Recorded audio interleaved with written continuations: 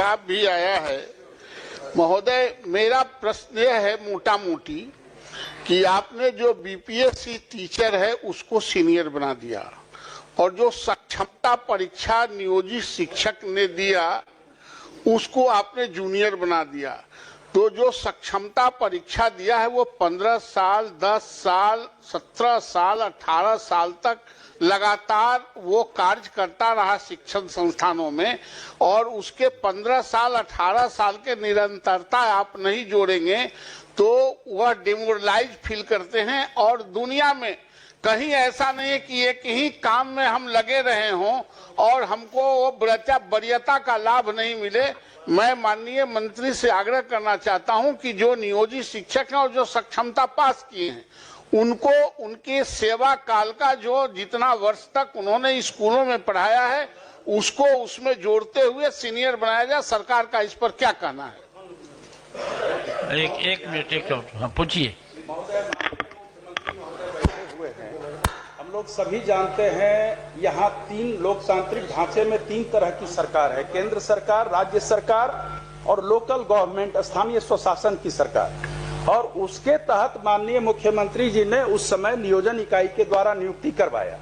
जो माननीय सदस्य का सवाल है वह इसलिए भी अनिवार्य है और अपरिहार्य है कि उन्हीं शिक्षकों के अनुभव के आधार पर सरकारी विद्यालयों में प्रधानाध्यापक के रूप में नियुक्ति की गई, प्रधान अध्यापक के रूप में नियुक्ति की गई, शिक्षण प्रशिक्षण महाविद्यालय में व्याख्याता के रूप में नियुक्ति की गई। उसमें आप उनका अनुभव मान रहे हैं। राज्य सेवा संवर्ग के भी कोई अगर भारतीय प्रशासनिक सेवा में जाते हैं तो वो सरकार स्टेट टू सेंटर होता है, सेंटर टू सेंटर होता है, तो लोकल गवर्नमेंट टू स्टेट क्यों नहीं हो सकता है? इतने दिन की सेवा, वो भी नियमित सेवा। मुख्यमंत्री महोदय ने पहले वो ठेके पर थे नियुक्त, कॉन्ट्रैक्ट पर, और मुख्यमंत्री महोदय ने 60 वर्ष की सेवा उनकी भी की जितनी सरकारी कर्मियों की, सरकारी शिक्षकों की सेवा थी। तो मुझे नहीं लगता इसमें कोई विवाद है। विभाग द्वारा यह विवाद जरूर पैदा किया जा रहा है, शिक्षकों में असंतोष बनाया जा रहा है, पठन पाठन का कार्य प्रभावित हो रहा है। इसीलिए इसमें मंत्री महोदय आप एक बार समीक्षा करें और सरकार के संवैधानिक स्वरूप को देखते हुए जो माननीय सदस्य का प्रश्न है उसके अनुरूप उनको यह हकदारी मिलनी चाहिए। माननीय मंत्री। माननीय सभापति महोदय, जहाँ तक शिक्षकों के वेलफेयर का प्रश्न है या फिर शिक्षा जगत में जितनी सुधार हुए हैं, अगर उसमें डिटेल में जाएंगे समय लगेगा, लेकिन ये कहना कि शिक्षकों के विरुद्ध है सरकार या उनका ख्याल नहीं रख रही है सही नहीं है। लेकिन जो कॉन्स्टिट्यूशनल पोजीशन है, हम निश्चित रूप से आपके प्रस्ताव पर और विचार करेंगे, लेकिन जो कॉन्स्टिट्यूशनल पोजीशन है वो भी माननीय सदस्य जान जाएं। स्थानीय निकाय शिक्षकों की नियमावली भारत के संविधान के अनुच्छेद 243(6) के तहत अधिसूचित की गई है, जो राजकर्मी श्रेणी के तहत नहीं होते हैं। तो ये कॉन्स्टिट्यूशनल पोजीशन है, लीगल पोजीशन है। उसके बावजूद भी मैंने कहा कि हम उस पर विचार करेंगे, लेकिन जहाँ तक लीगल पोजीशन और कॉन्स्टिट्यूशनल पोजीशन की बात है, सरकार उस पर सही है और जो हमारा विभाग है वो भी सही है। किसी को तंग तबाह करने के ख्याल से इस तरह की कोई मंशा नहीं है। हम लोगों ने तो जहाँ तक हो सका है शिक्षकों के हित में सारी कार्रवाइयाँ की हैं। अभी आप देख ही रहे हैं जो नियुक्तियाँ हों या उनके अन्य जो भी उनके हित के कार्य थे, 2 लाख करीब 50,000 से ज़्यादा जो शिक्षक थे वो तो पास कर चुके हैं सक्षमता परीक्षा में और वो राजकर्मी का दर्जा पा रहे हैं। महोदय हम भटक गए। मैं यह संजीव जी ने भी कहा कि आपने हेडमास्टर बनाया तो उसकी वरीयता को काउंट किया कि नहीं? आप बीपीएससी में सरकार ने एक योजना लाई कि नियोजित शिक्षकों को हम परमानेंट करके राज्यकर्मी का दर्जा देना चाहते हैं। आप दिए, वो परीक्षा दिया, लेकिन उसका पोंछ काट देने का आपने तो नहीं कहा था कि आपको जो पोंछ लगा हुआ है 18 साल का, 20 साल का, वो हम काट देंगे। और सरकार नियुक्त की थी, चाहे वो जिला में जिला परिषद का हो या कॉरपोरेशन में हो, जहां कहीं भी जहां कहीं भी नियुक्ति हुई है महोदय वो सरकार के आदेश पर हुआ है।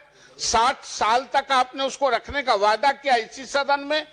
हम सिर्फ यह चाहते हैं कि जो 18 साल 20 साल से काम कर रहे हैं उनकी सेवा निरंतरता उसमें जुटनी चाहिए।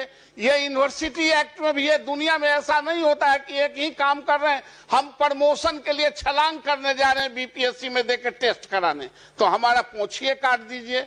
इसलिए महोदय मैं पुनः यह कहता हूं कि उनकी जो सेवा निरंतरता है उसमें जोड़ी जाए। अनुभव जितने दिन का अनुभव है, और आज अभी यूनिवर्सिटी सर्विस कमीशन के पूर्व चेयरमैन बैठे हुए हैं और वर्तमान चेयरमैन भी बहाली कर रहे हैं। आप दूसरे कॉलेजों को, एफिलिएटेड कॉलेजों के 10 साल और 5 साल का आप काम करने का अनुभव जोड़ रहे हैं कि नहीं? आप उस पर आप अंक दे रहे हैं कि नहीं? ये दुनिया में ऐसा ही चलता है। एक अलग रूप से इसको प्रताड़ित करने के दृष्टिकोण से जो जूनियर आज बहाली हुआ है उसके कलेजा पर आप सीनियर के कलेजा पर बैठा देंगे तो शिक्षण संस्थानों में इसका असर पड़ता है। इसलिए महोदय मेरा आग्रह है कि उनका जो अनुभव का लाभ है उसमें जुटे। यह इस पर सरकार क्या कहती है? सभापति महोदय, प्रताड़ना की तो बात मेरे समझ के परे है और शायद इस सदन के समझ के भी परे है। शिक्षकों को जहां तक सुविधा दी जा रही है, एक चीज माननीय सदस्य भी बताना चाहेंगे, चूंकि उन्होंने लीगल प्रोविजन की बात की और हमने भी किया, तो क्या जो सक्षमता पास करने के पहले जब वो जो शिक्षक थे जिसे नगर निकायों ने या पंचायती राज व्यवस्था के अधीन उन्हें नियुक्ति दी गई, उन्हें टेम्परेरी स्तर पर या कॉन्ट्रैक्चुअल पर, तो वो हकदार नहीं थे न्यू पेंशन पॉलिसी के उस वक्त जब आप वहाँ पर जब आपकी नियुक्ति थी या आपको जब पंचायती राज व्यवस्था के तहत आपको शिक्षक के रूप में रखा गया, तो उस वक्त आप तो न्यू पॉलिसी स्कीम के एनपीएस के तहत पेंशन स्कीम के हकदार नहीं थे। हकदार अब आप हुए हैं अब से, जबकि आप राज्यकर्मी का दर्जा पा लिए हैं तब। तो इसलिए प्रताड़ना की कहाँ से बात हो रही है? वो तो उनके सुविधा के लिए हम लोग ने सक्षमता परीक्षा की और उसको हम लोगों ने राजकर्मी का दर्जा दिया। माननीय मुख्यमंत्री जी ने बिल्कुल उनके तरफ संवेदनशील रुख अपनाया है। जहाँ तक ये प्रश्न है, उन्होंने कहा कि सेवा जो उन्होंने दी है राज्य को और अपने अपने संस्थाओं में, उस पर हम विचार जरूर कर लेंगे, लेकिन कानूनन रूप से इसकी बाध्यता नहीं है, लेकिन फिर भी हम संवेदनशील होकर उस पर पुनः विचार करेंगे। धन्यवाद। ठीक। माननीय सदस्य डॉक्टर समीर कुमार सिंह और श्री मोहम्मद सोहेब। आज पर जाने का और वो कब तक बंद रहेगा? इस तरह के अधिकार से वंचित करना लोकतांत्रिक मूल्यों के खिलाफ है। और उस जिला शिक्षा पदाधिकारी और वो कार्यालय केवल वेतन रोकने के पीछे अनुशासन नहीं है, कुछ और भी बातें हैं, उसकी जांच होनी चाहिए और जिला शिक्षा पदाधिकारी के कार्यालय से उन पर और उनके अन्य जो कर्मचारी हैं उन पर कार्रवाई होनी चाहिए, उनको दंडित किया जाना चाहिए। उनको रोकने का किसने अधिकार दे दिया कि किसी तरह का आंदोलन राज्य में नहीं होगा और शिक्षक अपनी मांगों के लिए आंदोलन नहीं करेगा? ये तो हमारे लोकतांत्रिक तरीके हैं। जो हमने कहा था कि जिलावार हम लोग समीक्षा करें, जहां भी वेतन कटौती या वेतन रोक के उसको हम लोग कर रहे हैं। जहां तक पदाधिकारियों के विरुद्ध कार्रवाई का प्रश्न उठता है, तो हम लोगों ने जहां जहां कमियां पाई हैं, तो निश्चित रूप से हम लोगों ने अपने स्तर पर कार्रवाई की है। मैंने सदन को पहले भी बताया कि गोपालगंज जिले में, उसके बाद किशनगंज जिले में और 2 दिन पहले दरभंगा जिले में जो डिस्ट्रिक्ट एजुकेशन ऑफिसर थे, जो खामियां हमने पाई और बहुत ज़्यादा अनियमितताएं थी और वहाँ के जो डीपीओ थे, तो उन लोगों को हम लोगों ने निलंबित भी किया है। तो जहाँ इस तरह की कमियां उजागर होंगी कि जहाँ मेंस्ट्रिया इन्वॉल्व है, कि जहाँ पर जानबूझ करके या इस तरह की गलतियां हैं, तो हम लोग जिलावार समीक्षा कर रहे हैं। माननीय सदस्य को मैं कहना चाहूँगा कि इस जिले की भी जब हम लोग समीक्षा कर लेंगे और हर जिले में जहां शिक्षकों की गलतियां नहीं है उसको निश्चित रूप से उसका हम लोग सुधार कर लेंगे। मैंने पूर्व में भी कहा। माननीय श्रीमती शशि यादव। उत्तर प्राप्त हुआ है। लेकिन ये क जो है स्वीकारात्मक कहा गया है। ये विद्यालय रसोइया जो खाना बनाती हैं स्कूलों में, जिस वजह से आज स्कूलों की गुणवत्ता भी कुछ बढ़ी है, तो वो कह लीजिए कि उनको 1650 रुपया दिया जाता है और हाल के वर्षों में कोई उनके मानदेय में बढ़ोतरी नहीं हुई है महोदय। और हम लोग कहीं भी जाते हैं, लोग सुनते हैं कि बिहार में 1650 विद्यालय रसोइया को मिलता है, तो शर्म से सर झुक जाता है महोदय। और इन्हें पार्ट टाइम कहा गया है, तो मैं ये कहना चाहती हूँ महोदय कि ये पार्ट टाइमर नहीं है, क्योंकि ये कह लीजिए बच्चों को खाना खिलाती हैं और पूरा साफ सफाई करके पूरा खाना बना करके और तब वो जाती हैं, तो वो 10 से 12 घंटे उसको लग जाते हैं महोदय, इसलिए उसे पार्ट टाइम ना कहा जाए। और ये जो कहा गया है कि सितंबर और अक्टूबर 24 का भुगतान किया जा रहा है, तो इस उत्तर का क्या मतलब समझे महोदय? भुगतान किया गया या किया जा रहा है, ये मतलब किया जा रहा है का क्या मतलब समझे महोदय?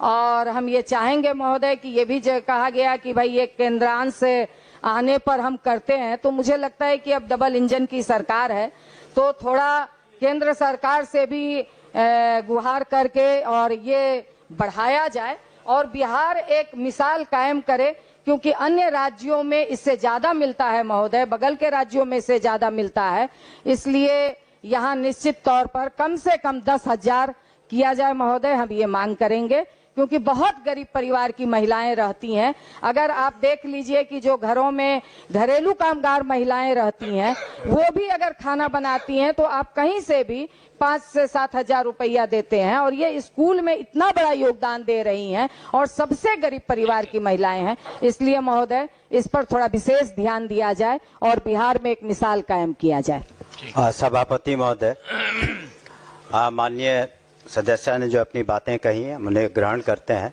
दूसरी बात कि माननीय मुख्यमंत्री जी के नेतृत्व में सरकार संवेदनशील है।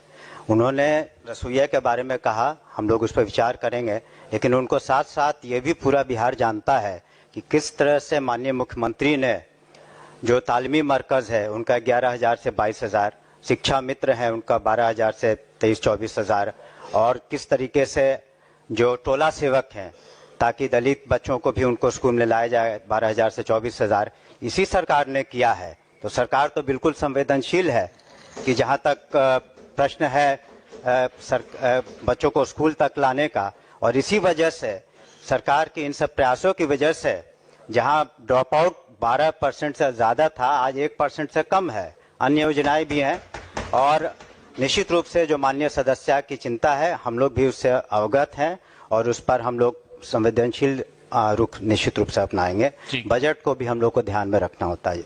शुक्रिया महोदय एक बस महोदय महिला का सवाल है महोदय। बस ये बिल्कुल आपने उन सारे लोगों का किया है, तो इनको भी जो सबसे कम आप दे रहे हैं, उनको 11,000 दे रहे थे, किया है वो अच्छी बात है, मगर 1650 रुपया आप दे रहे हैं इनको, तो इनका भी किया जाए। और 10 महीने का मिलता है महोदय, कम से कम इनको 12 महीने का किया जाए, ये हम जरूर मांग करेंगे। 10 महीने का आप देते हैं, जबकि स्कूल शिक्षकों को आप 12 महीना का देते हैं, तमाम कर्मचारियों को आप 12 महीना का देते हैं, तो इनको क्यों 10 महीने का देते हैं? इसलिए इनका भी 12 महीना किया जाए महोदय। ठीक, चलिए माननीय सदस्य प्रोफेसर नवल कुमार किशोर यादव। जवाब भी आया है महोदय। मेरा प्रश्न यह है मोटा मोटी कि आपने जो बीपीएससी टीचर है उसको सीनियर बना दिया, और जो सक्षमता परीक्षा नियोजित है कि आपके अधिकारियों ने आपको गोल गोल घुमा घुमा करके उसको बताया है। लोग धरना पे बैठे हुए हैं वहां गर्दनी बाग में, और आपसे भी कितनी बार वो लोग आवेदन दे चुके हैं मिल करके। तो मैं निवेदन करूंगा कि उन लोगों से बुला करके बात कर लीजिए, आखिर इतना लंबा समय से क्यों इसको टाला जा रहा है। जो जांच होना है, कुछ होना है, फौरन हो जाए। आखिर वो लोग बूढ़े हो रहे हैं, उनकी उम्र जा रही है, उनको कोई देखने वाला नहीं है। सरकार अगर नहीं देखेगी तो कौन देखेगा? सरकार के ही घोषणा की वजह से उन लोगों की बहाली हुई और सब कुछ हुआ, और उसके बाद उनको कुछ नहीं हो रहा है। तो बुला करके उसको तुरंत इसी हफ्ते में हमको लगता है कि आप उसको शॉर्ट आउट कीजिए। जो जांच करना है उसको जांच में क्या दिन लगता है, 2 दिन, 4 दिन, 10 दिन, 15 दिन, उसको इस महीने में दिसंबर में उसको खत्म कीजिए, बड़ा मेहरबानी। ठीक। सभापति महोदय, जो जांच प्रतिवेदन आ गए हैं जिन मदरसों के 15, हमने कहा है कि असेंबली समाप्त होते ही उसको निर्णय ले लेंगे और शेष जो प्रतिवेदन बाकी हैं उसको दिसंबर माह में हम लोग निश्चित रूप से 25 दिसंबर तक मांग लेंगे।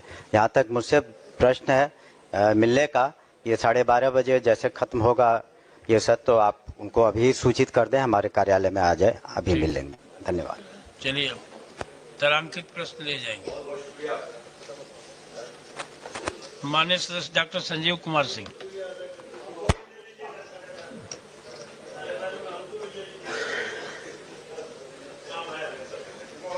उत्तर मिल चुका है जी, लेकिन प्रश्न के अनुरूप उत्तर नहीं है। मैं असंतुष्ट हूं उत्तर से। सरकार के राजस्व की क्षति वर्ष 2019 से मंत्री महोदय माने लूटा जा रहा है। एक तरह से एजेंसियों और विश्वविद्यालय के प्रबंधन जो हैं वह जीएसटी में नामांकन, परीक्षा, ये सब एग्जेम्प्टेड है, लेकिन जीएसटी के प्रावधान जितने भी हैं, नियम जितने भी हैं, उसकी अनदेखी करके विश्वविद्यालय में प्रत्येक वर्ष 25 से 30 लाख रुपए का कारोबार किया जा रहा है, अवैध कारोबार। तो मंत्री महोदय ने जो उत्तर विभाग ने जो दिया है, मुझे लगता है वो कहा गया है महालेखाकार से करवाया जाएगा, और अभी तक लगता है 20-25 करोड़ या कितना रुपया चला गया होगा। तो जब जीएसटी का है तो वित्त विभाग के पदाधिकारी से आप जांच करवावें। ये इसके नाम पर, इसमें एक महोदय बात बता देते हैं, जीएसटी ये जो एजेंसी है यूएमआईएस, जो जीएसटी के नाम पर जो परीक्षा और ये लेती है, वह 1 वर्ष में ही 6 स्किल्ड हैंड दे देगी विश्वविद्यालय, लेकिन वो हरि अनंत हरि कथा अनंता जीवन भर के लिए ये क्वेश्चन वित्त विभाग में ही भेजा गया था, लेकिन वो लोग ट्रांसफर कर दिया। तो महोदय उत्तर तो नहीं ना आया। उत्तर तो वित्त विभाग के पदाधिकारी से जांच करवाया जाए ना, ये तो लूटता ही रहेगा विश्वविद्यालय। इसको भेजा जाएगा पुनः हित में। सभापति महोदय, कि हम लोगों ने अलग अलग ऑडिटर्स की टीम बनाई है सेलेक्ट करके, और जो बकाये पैसे हैं सरकार के कई यूनिवर्सिटीज में, तो उसको हम लोग वापस लाने के लिए पत्र तो लिखा, लेकिन हम लोग इंडिपेंडेंट ऑडिट, एक तो स्टैच्यूटरी ऑडिट तो जो ऑडिटर जनरल करते हैं उनका ऑफिस करता है, लेकिन हम लोग भी अपने स्तर से ऑडिटर्स की टीम भेज रहे हैं। और ये जो माननीय सदस्य ने अपनी चिंता व्यक्त की जीएसटी के बारे में, फाइनेंस डिपार्टमेंट्स और हम लोग की भी ऑडिट टीम मिल करके और फिर हम लोग उसकी वसूली करेंगे। ठीक। इसमें हम लोग लगे हुए हैं। माननीय सदस्य प्रोफेसर संजय कुमार सिंह।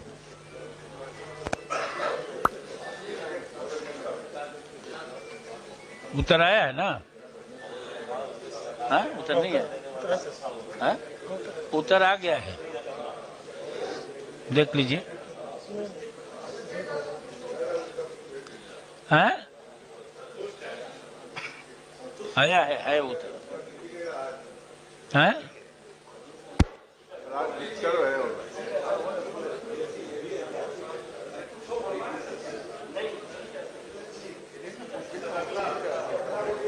आगे बढ़ा जाए।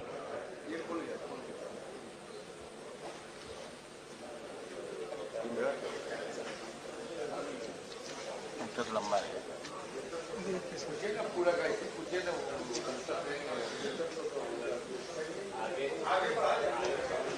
वही सवाल है सर जो अभी कुछ देर पहले चर्चा में आई है कि जैसे कुछ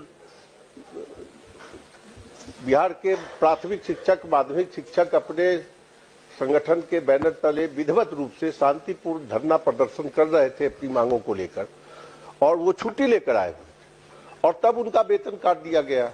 के पाठक जी के रिजिम में वो मनमाना आदेश दे दिए कि जो भी प्रदर्शन में भाग लिया सबका वेतन काटो, वीडियो देखकर, फोटो पहचान कर। तो वैसे ही व्यक्ति जो शिक्षक छुट्टी लेकर सीएल अपना गंवाकर वह प्रदर्शन में भाग लिया अपने संगठन के आह्वान पर, इसी पटने में शांतिपूर्ण धरना प्रदर्शन किया। सरकार उनकी बातों को सुनी भी है। सरकार के प्रति सारे शिक्षक आभार भी प्रकट कर रहे हैं। जो बीपीएससी एग्जाम देने वाले जो शिक्षक को बाध्य किया जा रहा था नियोजित, वैसे ही शिक्षकों का यह वेतन कटौती का मामला है। हम समझते हैं कि इसका भुगतान होना चाहिए, क्योंकि वो शांतिपूर्ण ढंग से यहाँ अपनी बात जो संवैधानिक अधिकार थे उसके तहत उन्होंने कहा और छुट्टी लेकर आए हुए थे। तो ऐसे शिक्षकों के वेतन जो कटौती किए गए हैं उसको वापस किया जाए। सभापति महोदय, हमने पूर्व में भी आश्वस्त किया था सदन को कि इस तरह के जितने मामले हैं हम लोग जिलावार समीक्षा कर रहे हैं और अनुशासन को छोड़ के, जहां अनुशासनहीनता है या अन्य कोई बातें हैं उसको छोड़ करके अगर विधिवत रूप से कोई आए तो हम लोग को कोई एतराज नहीं है उनको अपने जो वेतन इत्यादि देने में। लेकिन हमने जैसा कहा कोई उसकी वजह होनी चाहिए और वजह है तो निश्चित रूप से हम लोग उसको एडजस्ट कर देंगे। जिला शिक्षा पदाधिकारी को निर्देश दिया जाए तभी तो वो इसकी समीक्षा नहीं, ठीक है, वो हमने कहा जिलावार हम लोग समीक्षा कर रहे हैं, जैसे अन्य डेवलपमेंट कामों की समीक्षा की है तो इसकी भी हम लोग कर रहे हैं। ठीक ठीक। माननीय सदस्य श्री महेश्वर सिंह जवाब आया है जी, तो उसमें सर मंत्री जी का जवाब है। हमने पूछा था कि 20, 21, 22 तक के अभियंत्रण कॉलेज में इंजीनियरिंग की बहाली में इनका जवाब है कि 30% नामांकन नहीं हो पाया है। तो हम इसको जोड़े हैं तो 13,257 20 से लेकर 23 तक 13,257 ऐसे उम्मीदवार थे जिनका नामांकन इंजीनियरिंग कॉलेज में नहीं हो सका और 30% सीट मंत्री जी के जवाब के अनुसार खाली रह गई। तो कौन सा कारण है जी खाली रह गई? अंत में सहजूर पूछे हैं इनसे कि यदि उपरोक्त खंडों के उत्तर स्वीकारात्मक है तो शैक्षणिक सत्र 2020 से लेकर 24 तक अधिकतम सीटें विभिन्न अभियंत्रण महाविद्यालयों में खाली रह गई तथा सीटों पर 100% नामांकन हेतु भविष्य में सरकार की क्या योजना है? हजूर लोग महाराष्ट्र चले जाते हैं, बंगलोर चले जाते हैं, कर्नाटक चले जाते हैं, दूसरे राज्यों में यहाँ के विद्यार्थी चले जाते हैं नामांकन कराने के लिए और वहाँ से इंजीनियर बनकर आते हैं। इस देश में सबसे ज्यादा इंजीनियर बिहार का, इस देश में सबसे ज्यादा डॉक्टर बिहार का, इस देश में सबसे ज्यादा IAS अफसर बिहार का। बहुत अच्छी बात है, हर विभाग में तरक्की हो रहा है, लेकिन ये 30% सीट खाली रह जाए और 3 वर्ष में 13,000 हमारे विद्यार्थी यहाँ नहीं पढ़ सके और दूसरे राज्यों में जा सके। इसी हालत में हमने पूछा है कि भविष्य में इसकी क्या योजना है कि सीटें खाली नहीं रहे, हमारे बिहार के विद्यार्थी ऐसी जगह पढ़े और बाहर पैसा नहीं जाए। यही सवाल हमारा है, हमको थोड़ा सा संतुष्ट कर दीजिए, यही जवाब चाहिए। नामांकन को 100% सुनिश्चित करने के हेतु विभाग के अनुरोध पर छात्र ये सत्र 2024-25 में बिहार संयुक्त प्रवेश परीक्षा प्रतियोगिता परिषद पटना द्वारा विशेष काउंसलिंग दिनांक 19/4/24 से लेकर 4/12/24 तक निर्धारित है। विभाग 100% नामांकन सुनिश्चित करने हेतु प्रयत्नशील है और हम लोग लगातार प्रयास कर रहे हैं। महोदय, होता यह है कि कई बार लोगों का यहाँ पे एंट्रेंस हो जाने के बाद भी कुछ बच्चे का ये मित्रवत होता है कि वो हमारे साथ पढ़ रहे थे, वो महाराष्ट्र में चले गए तो वो साथ में एडमिशन वहां ले लेते हैं। लेकिन अब हमारे नेता के निर्देशानुसार ऐसा हुआ है कि अब हम लोग का फीस भी 10 रुपए में इंजीनियरिंग की पढ़ाई हो रही है और 5 रुपए में पॉलिटेक्निक की पढ़ाई हो रही है। इसलिए मैं माननीय सदस्य को आश्वस्त करना चाहता हूं कि इस वित्तीय वर्ष से हम लोग लगभग 100% सीट अपना ये फुलफिल कर लेंगे। हाँ, कर दीजिए तो अच्छी बात है, लेकिन जो जवाब आया है कि महाराष्ट्र चला जाता है तो फिर कहे नहीं काउंसलिंग करते हैं। कर रहे हैं ना, कीजिए ना, जो 12 एक बार काउंसलिंग कर लिए और सीट हम खड़े हैं तो आप कहे खड़े हो गए। सवाल है कि हम एक बार काउंसलिंग कर लिए, नामांकन हो गया और हाँ ठीक हो गई है कर लिए, अब खाली रह जाता है सीट तो फिर उसका काउंसलिंग कीजिए और नामांकन करके 100% कीजिए। आपको मैंने यहाँ कुछ करने की जरूरत नहीं, हम आपको एक सलाह सुझाव दे रहे हैं। 4/12 तक अभी है। माननीय सदस्य श्री नीरज कुमार महोदय, जवाब मिल गया है, जवाब से संतुष्ट भी है, लेकिन हम विभाग से एक अनुरोध करते हैं। ये सदन है सभापति महोदय, तो जब जवाब दीजिए तो पूर्ण जानकारी से सदन को अवगत कराइए। ये बिहार के लिए कितनी बड़ी उपलब्धि है सभापति महोदय कि राष्ट्रीय और अंतर्राष्ट्रीय, मैंने पूछा है कि राष्ट्रीय और अंतर्राष्ट्रीय स्तर पर बिहार के होनहार खिलाड़ियों ने परचम लहराया है, तो ये कह रहा है कि हाँ, तो जो आप सरकार